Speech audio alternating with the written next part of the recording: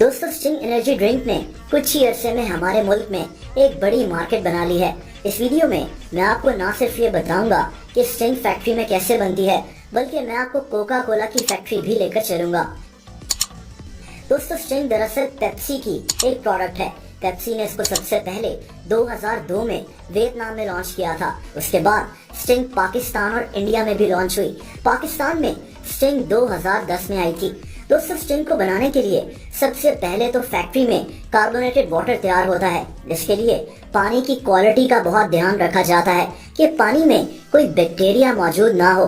पानी को अच्छी तरह से फिल्टर कर इसमें कार्बन डाइऑक्साइड गैस शामिल की जाती है ताकि कार्बोनेटेड वाटर तैयार हो जाए। दोस्तों, स्टिंग में शामिल इंग्रेडिएंट्स की बात करें तो ये बहुत सारे इंग्रेडिएंट्स हैं, जैसा कि sugar, citric acid, artificial flavour, sodium citrate, food starch और इस जैसे कई दूसरे इंग्रेडिएंट्स। स्टिंग में कैफीन की भी बहुत ज्यादा मिकदार होती है, इसीलिए इसे एनर्जी ड्रिंक कहा जाता है। कैफीन से इंसान के दिमाग की एक्टिविटी तो बढ़ जाती है, लेकिन बहुत ज्यादा कैफीन खतरनाक भी हो सकती है, खास तौर पर अगर आप हाई ब्लड प्रेशर और पैनिक अटैक्स के पेशेंट हो। इसीलिए किसी भी एनर्जी ड्रिंक को एक साथ बहुत ज्यादा नहीं पीना चाहिए। बहरहाल, इन सारे इंग्रेडिएंट्स को मिलाकर फैक्ट्री में इसका एक सिरप बना लिया जाता है। दोस्तों, इसके बाद इस सिरप को कार्बोनेटेड वाटर में मिक्स करने की बारी आती है। मशीन के जरिए ही इस सिरप को कार्बोनेटेड वाटर के साथ मिक्स कर लिया जाता है।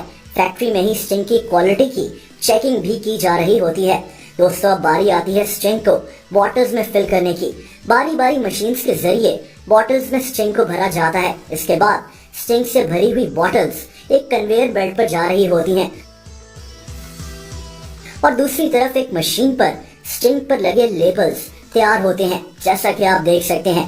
और दोस्तों, इसके बाद स्टिंग की बॉटल्स पर ये लेबल्स लगा दिए जाते हैं और यूं स्टिंग तैयार हो जाती है। इस वक्त पाकिस्तान में स्टिंग के 2 फ्लेवर्स अवेलेबल हैं, एक तो बेरी ब्लास्ट और दूसरा गोल्ड रश।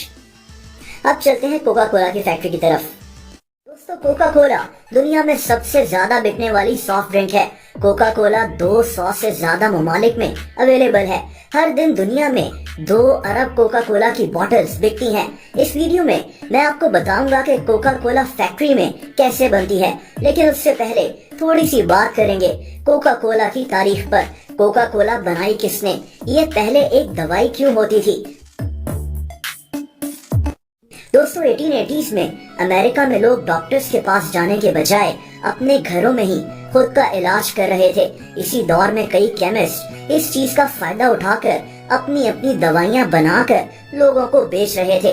कोका कोला भी उन्हीं में से एक थी। कोका कोला को 1886 में एक आदमी जॉन पेमिल्टन ने बनाया था। ये भी एक केमिस्ट था। इसी की कंपनी थी जिसका नाम पेमिल्टन केमिकल कंपनी था।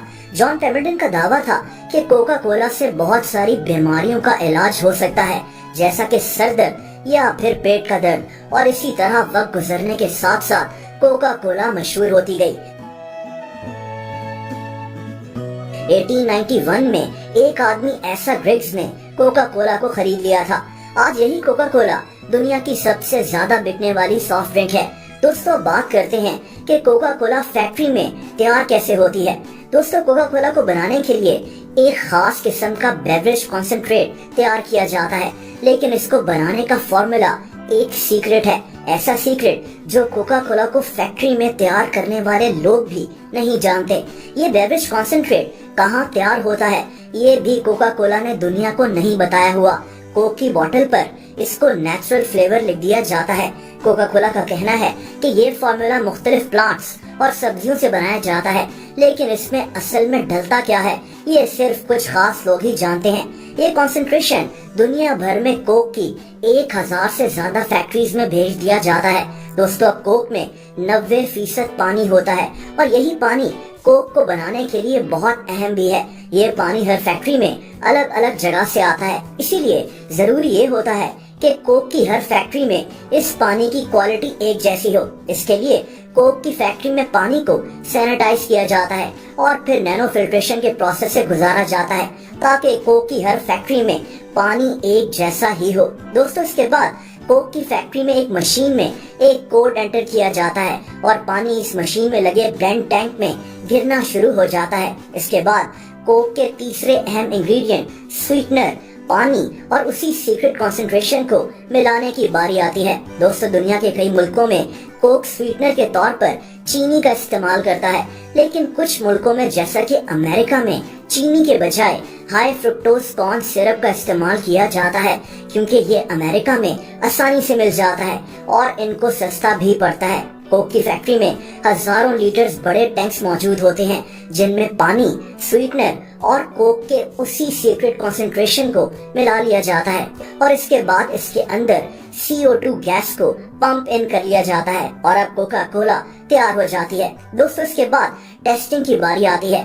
कोका कोला की कुछ बॉटल्स का क्वालिटी टेस्ट किया जाता है। अब एक मशीन में कोक की खाली बॉटल्स ट्रेवल कर रही होती हैं, जिनमें कोक को भरा जा रहा होता है और फिर इन बॉटल्स पर कैप्स लगा दिए जाते हैं। इसके बाद इन बॉटल्स पर लेबल्स लगाने की बारी आती है। ये बॉटल्स एक कन्वेयर बेल्ट से गुजर रही होती हैं और एक मशीन बारी बारी हर बॉटल पर लेबल लगा देती है। दोस्तों, यहाँ से बॉटल्स एक मशीन से गुजरती हैं, जिसे वार्मर कहते हैं। कोक की बॉटल्स को यहाँ रूम टेम्परेचर में कन्वर्ट कर लिया जाता है और दोस्तों, ये कोका कोला मुकम्मल तौर पर तैयार हो जाती है। दोस्तों, माना यह जाता है कि कोका कोला का वो सीक्रेट फॉर्मूला सिर्फ कंपनी के 2 मुलाजिम ही एक वक्त में एक साथ जान सकते हैं। इन दोनों लोगों को एक साथ ट्रैवल करने की भी इजाजत नहीं है, लेकिन ये बात ठीक नहीं लगती। हर दिन इतनी ज्यादा कोका कोला बनती है, तो ये पॉसिबल ही नहीं है कि कंपनी के सिर्फ 2 लोग ही इस फॉर्मूला के बारे में जानते हों। बहरहाल, कोका कोला का इस सीक्रेट फॉर्मूला अमेरिका के शहर एटलांटा में एक वॉल्ट के अंदर बहुत ही हिफाजत से रखा गया है। इस जगह को लोग विजिट भी कर सकते हैं।